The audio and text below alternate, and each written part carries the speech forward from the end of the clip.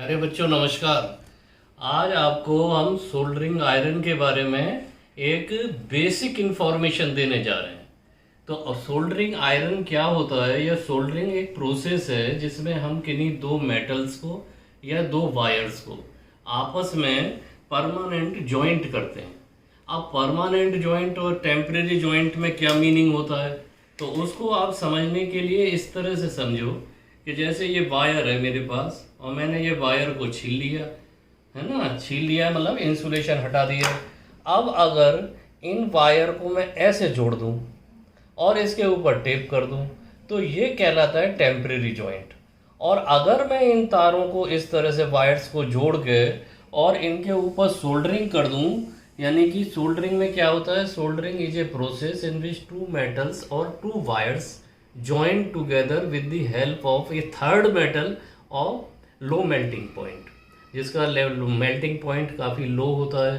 तो low melting point वाले metal कौन कौन से होते हैं, जैसे कि लेड एंड टिन। ठीक है, तो इन दोनों के एलॉय से ये थर्ड मेटल यानी कि ये हमारा सोल्डर वायर बना दिया जाता है और उससे हम इसको ज्वाइन कर देते हैं। तो इस तरीके से बना हुआ एक जोड़, ये जॉइंट जो है देखो इस तरीके का है। ये जो सिल्वर कलर का जो दिखाई दे रहा है ये सोल्डरिंग है। अब हम इसको पूरी ताकत लगाएं तब भी ये तब तक नहीं छूटेगा जब तक कि हम इस मेटल को मेल्ट ना कर लें। जबकि ये टेम्परेरी जॉइंट जो है ये हम जैसे ही टेप हटाएंगे और इसको खींचेंगे तो ये इस तरह से अलग हो जाएगा, इसलिए इसको टेम्परेरी जॉइंट कहते हैं और इसको परमानेंट जॉइंट। तो लेट अस स्टार्ट। देखें हमें इसमें किस किस चीज़ों की ज़रूरत पड़ती है। सबसे पहले तो हमें 220 वोल्ट एसी सप्लाई की ज़रूरत पड़ती है।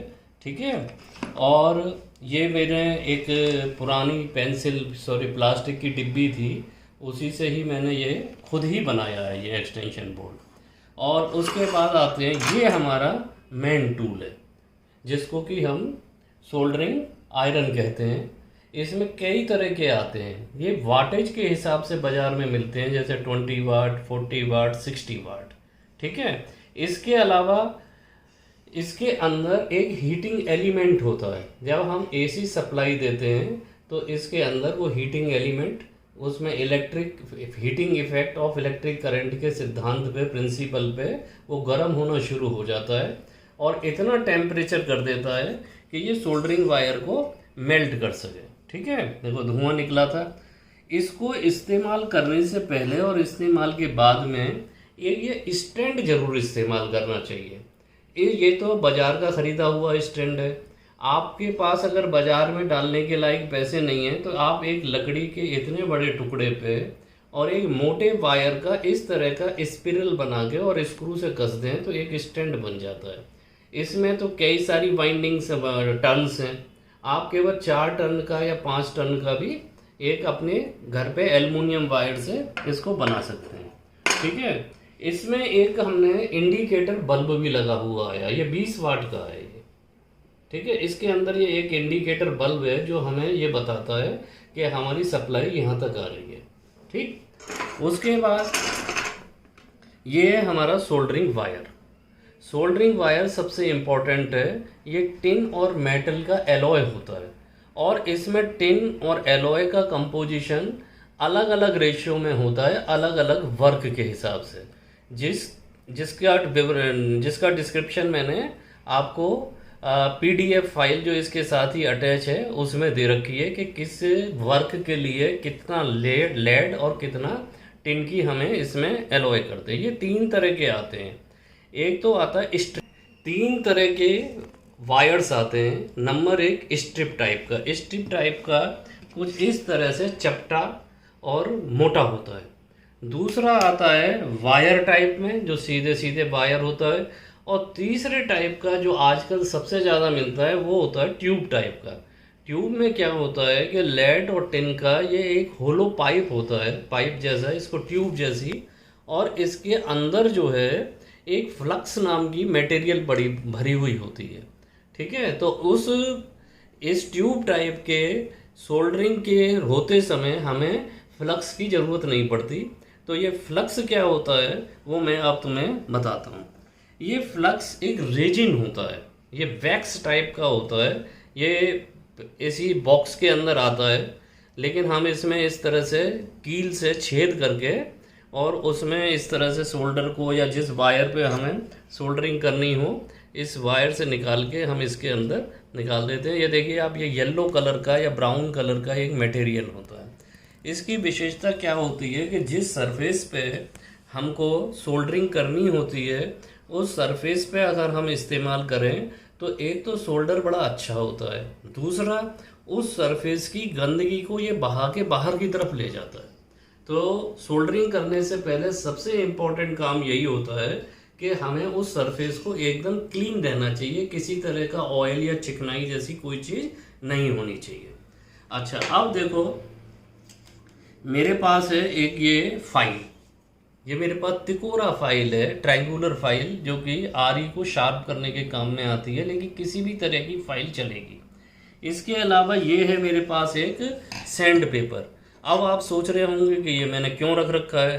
तो प्यारे बच्चों, जब भी हम सोल्डरिंग आयरन का इस्तेमाल करें तो सबसे पहले इसको इस तरीके से साफ जरूर करें।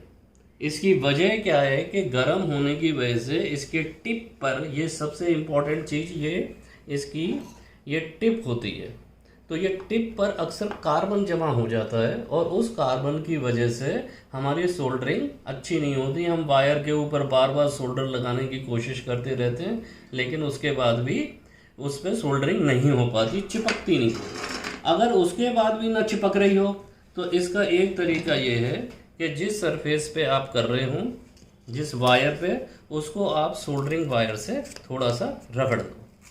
सैंड पेपर से उसको रगड़ने से क्या होगा कि वो थोड़ा सा कर्ज हो जाएगा और हमारा सोल्डर वायर जो है, सोल्डरिंग बड़े आराम से इसके ऊपर हो जाएगी। ये बहुत ही इम्पोर्टेंट टिप है। और ये तो सोल्डर पर मैंने सैंड पेपर से साफ़ किया था, आप चाहें तो इसको इस तरह से भी,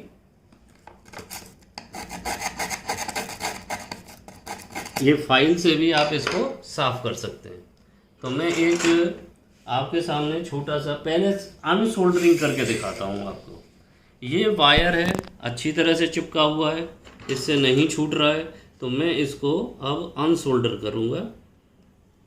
ये इसको मैंने इसके ऊपर रख दिया और ये इसके अंदर मेल्ट होना शुरू हो गया। ये बहुत अच्छी सोल्डरिंग है।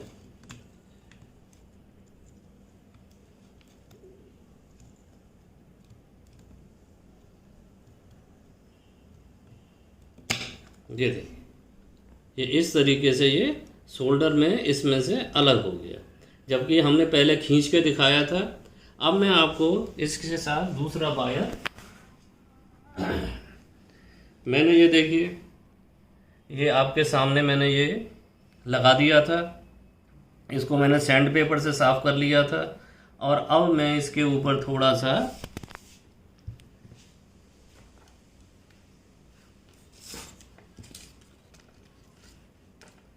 वैक्स लगा देता हूँ, यानी कि जिसको क्या कहते हैं, फ्लक्स। और ये फ्लक्स मैंने यहाँ लगा दिया और अब मैं इसके ऊपर थोड़ा सा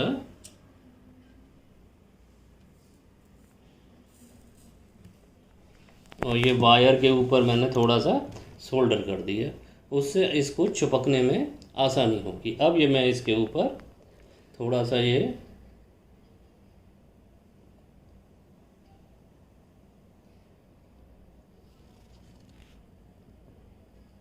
एक सेकंड के लिए रखिए और हटा लीजिए, ठीक है, और ये तार जो है इससे चिपक जाए।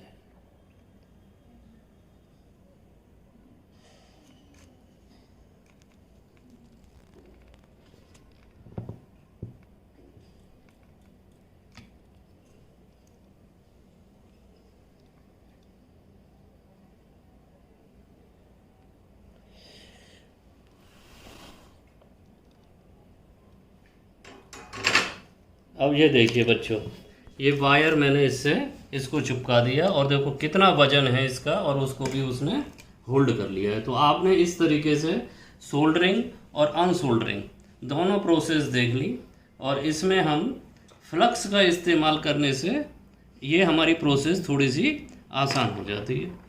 ठीक है, अब मैं ये दूसरा वायर भी आपको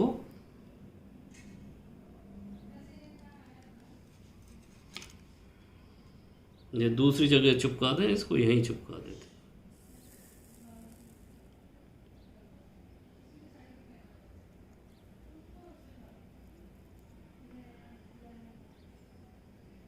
और ये मैंने दूसरा वायर भी इसके साथ ही चिपका दिया। अब सबसे ज़्यादा इम्पोर्टेंट है कि हमें इसमें सावधानियां क्या बरतनी चाहिए। सबसे इम्पोर्टेंट सावधानी तो यही है कि हमें ये जो है यूज से पहले और यूज के बाद हमेशा स्टैंड पे ही रखना चाहिए। 220 वोल्ट की हमें इसको सप्लाई देनी है। इसके अलावा हमें अपने हाथ को या शरीर के किसी भी पार्ट को जलने से भी बचाना है, क्योंकि ये बहुत गर्म होता है। तो बच्चों को, छोटे बच्चों को आसपास में कभी भी ना रहने दें, ठीक है। और हमेशा साफ इस्तेमाल करने से पहले इसको सैंड पेपर से या फिर फाइल से साफ जरूर करें, बस। और इसके अलावा एक बात और कि इसमें एक्चुअली लेड मिली हुई होती है, और लेड हमारे शरीर के लिए बेहद हानिकारक होती है। तो जहाँ तक हो सके बहुत ज़्यादा इस्तेमाल ना करें। और इसके गर्म करने पे जो फ्यूम्स निकलती हैं वो भी थोड़ी हार्मफुल होती है। तो हमेशा ऐसे रूम में सोल्डरिंग करें जो चारों तरफ से प्रॉपरली वेंटिलेटेड हो। ठीक है बेटा, आज की बस इतनी ही। Thank you very much.